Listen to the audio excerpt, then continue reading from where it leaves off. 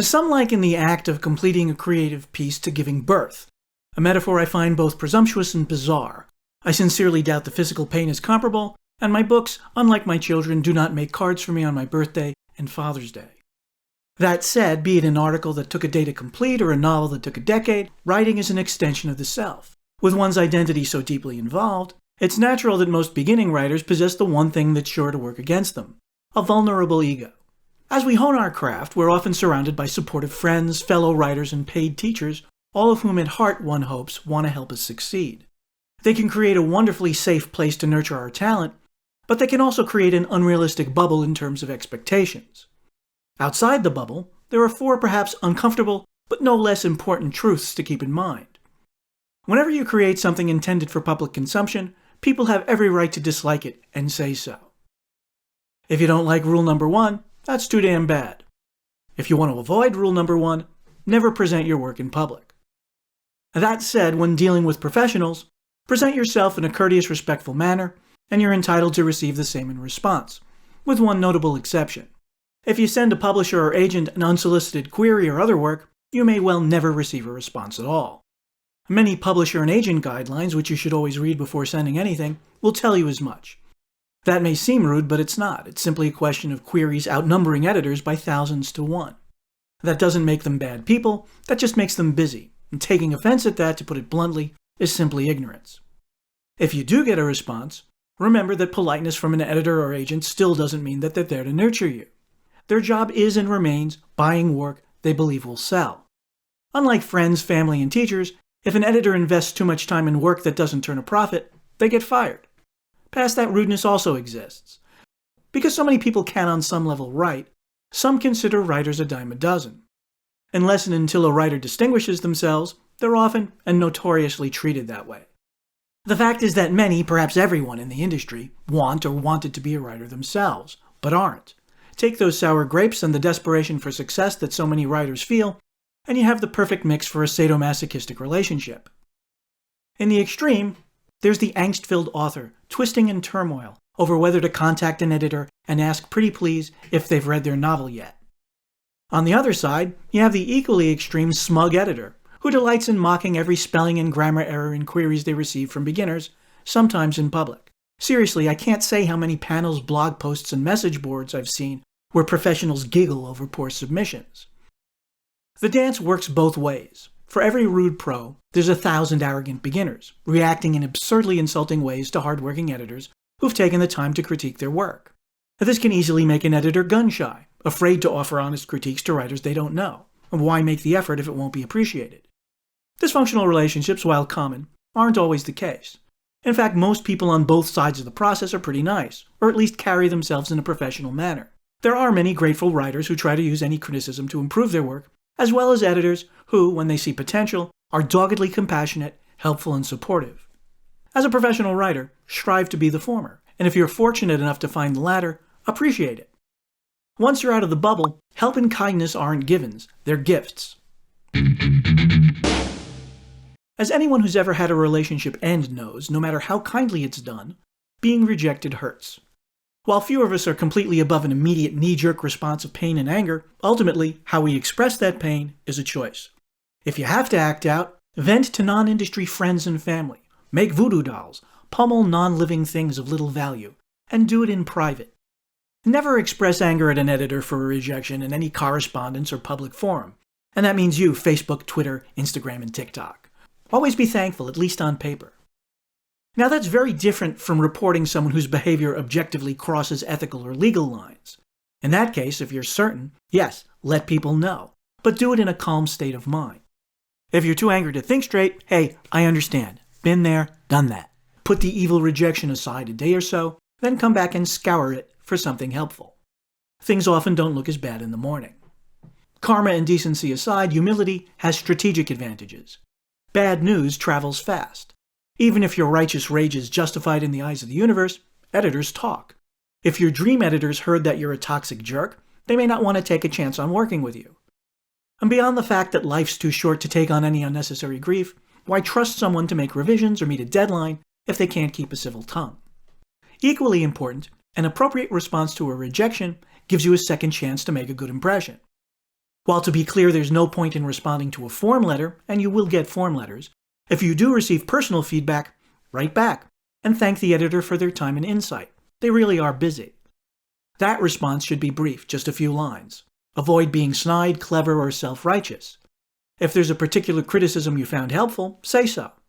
If there's a note you want to hear more about, ask, politely. On the other hand, if the editor completely missed the point you were trying to make, don't blame them or mention it at all. Consider it a failure of your writing to communicate, and revise your query. Behaving like a safe person to talk to makes it easier for people to talk to you, which not only makes it easier to sell something down the line, it can make the editor on the receiving end more interested in helping you. As with any relationship, there are bad matches and good ones. A single rejection, even several, may mean you haven't found the right editor yet. Responding appropriately increases the chances that you will. Now, being respectful of others doesn't mean allowing yourself to be abused. If an editor says they'll get to your work in a few weeks, but doesn't read it for years without a word, while you certainly don't want to call them rude, it wouldn't be out of line to politely remind them. Ask when they think they'll get to it. And if they don't respond, consider it a no, and scratch them off your list. If they do respond, wait that amount of time plus a week or so before contacting them again. A very, very few editors, mostly on the low end of independent publishing, can become downright nasty and insulting. In that case, it's best to simply move on and take what pleasure you can from being the better person. Again, if things extend to the realm of the illegal, not making payments, printing your work without permission, and so on, aside from contacting an attorney, as I said earlier, calmly warning other writers can be considered an obligation. Many forums and blogs discuss the business of publishing, both good and bad. Post your story online, but stick to the facts and avoid insulting language. Beyond the necessity of a polite public response, being offered criticism doesn't mean you have to accept it. You're a writer. Your own judgment matters. Just not necessarily to a busy editor who's doing you a favor by responding at all. In the case of a rejection letter, if you disagree with a critique, don't say so. If you have an established relationship with an editor and a contract, though, a back and forth becomes part of the process. Until there's a contract offer, when deciding whether or not to change something based on a particular note, I give myself 2 votes. In other words, if I hear the same thing from more than one editor or reader, even if I still disagree, I take a hard look at revising it. On the other hand, if an editor says they'll buy the project if I make certain changes, there's a much stronger motivation to make the change. As my grandmother used to say, don't bite off your nose to spite your face. Past that, it can be handy to see any suggested change, whether in a rejection letter or a manuscript being prepared for publication, as falling into one of 3 categories. Changes that improve or clarify the writer's intent, changes that don't particularly alter the writer's intent, and changes that alter or damage the writer's intent. Generally, you'll find that 90% of the suggested changes fall into the first 2 categories. The first type should be welcomed, since, well, it'll improve your work. Once you're past a gut reaction that not a syllable of your genius should ever be changed, the second should be accepted as well. If it's not hurting anything, there's no harm done. And there may be something your editor or reader sees that you don't. The third's the tricky one. If you're convinced a change will irrevocably alter or pervert your intent, the decision becomes personal, weighed against your individual situation and whatever reward there might be for making the change. If, for instance, your goal is to gain a position as a staff writer on a TV series, sacrificing your initial intent on a single project may be worth the possibility of long-term success. On the other hand, if you're being asked to cut the aesthetic heart from the masterpiece you've spent a decade composing, or to alter the facts in your true crime novel to conceal crime, well, you're the one who has to live with it.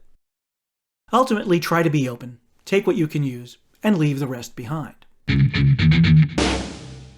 While you really can't expect common decency from the vast majority of editors and agents, in the wild and wacky world of reviews, the sky's the limit. Some are balanced and insightful, others insult to attract attention, and some are just plain angry. Like any rejection, bad reviews hurt. Many writers prefer not to pay any attention to them. But to my mind, writing is half of a conversation, and shielding myself from the way people react to my writing is ignoring the other half. Granted, the conversation isn't always intelligent, but a good review can be gratifying, and a negative write-up as instructive as any editor's critique. When reading reviews, it is of course terribly important to remind yourself of the 3 rules for writers working outside the bubble, which I'll repeat here inside a box. And though I sometimes fall short, that's my goal. Not all writers feel the same way. For example, Goodreads is a huge online community of readers and an opportunity for authors and publishers to interest people in their books and interact with readers. Like any such place, the reader reviews are all over the map, some coherent and beautiful, some drivel, some wild rants. And to prevent readers from feeling uncomfortable about posting their thoughts, if an author tries to send a note to someone who's given their work a negative review, a notice appears, strongly suggesting that they not comment on the review at all. Nevertheless, some established pros, horrified to see their work or a friend's given a 1-star review, blow a gasket. Who are these people? What right do they have to belittle mine or my friend's work? And for the answer, see rule number 1. Way back in January 2012, a detailed scathing review of a novel was posted by a Goodreads regular. The author's agent and fellow authors took great offense, and did so publicly, going so far as to harass the reviewer and reveal their personal information. For your education and entertainment, a summation can be found here. The net result? The author tried to stay above the fray, while their friends and agents wound up looking like idiots and apologizing.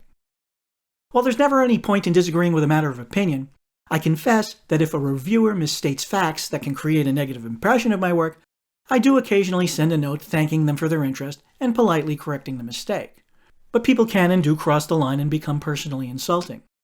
In such instances, before responding, I carefully ask myself if it's worth the effort, the best answer being no. If I do decide to respond, I keep in mind that my answer will be just as public as the review, presenting myself to potential readers who don't know me in any other context. Years back, I wrote a parody of the popular Diary of a Wimpy Kid series called Diary of a Stinky Dead Kid, with art by the great Rick Parker. It appeared as part of the anthology horror series Tales from the Crypt, and was intended for slightly older readers, ages 10 and up, who had a more wry attitude toward the Wimpy Kid series. On Amazon, some parents, not looking very closely at the book, wound up buying it for their little ones. Upon seeing the content, they expressed their understandable shock in a series of negative reviews. That I understood, and said nothing because there was nothing to say. One reviewer, though, decided to address their thoughts directly to the authors, and took a personally insulting tone.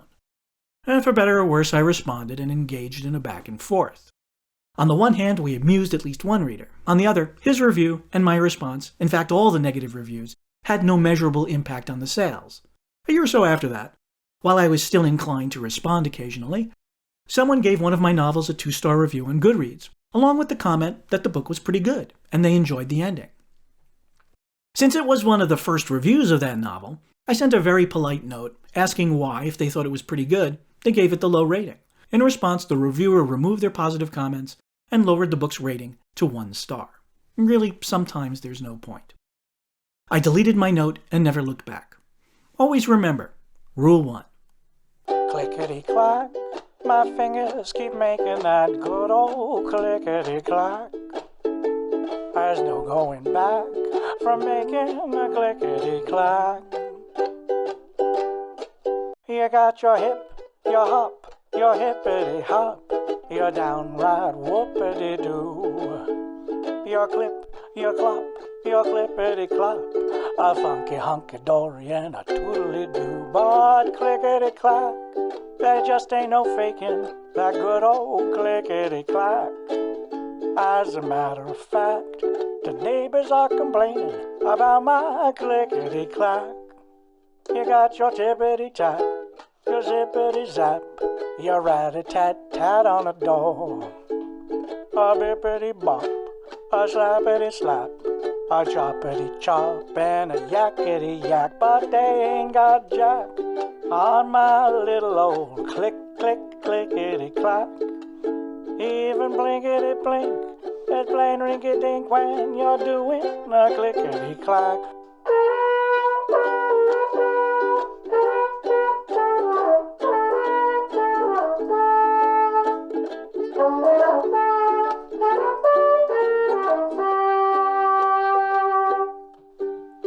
Clickety-clack, you know you could be making that ever-loving clickety-clack. If you wanna be a hack, just give it a whack and make with the clickety-clack.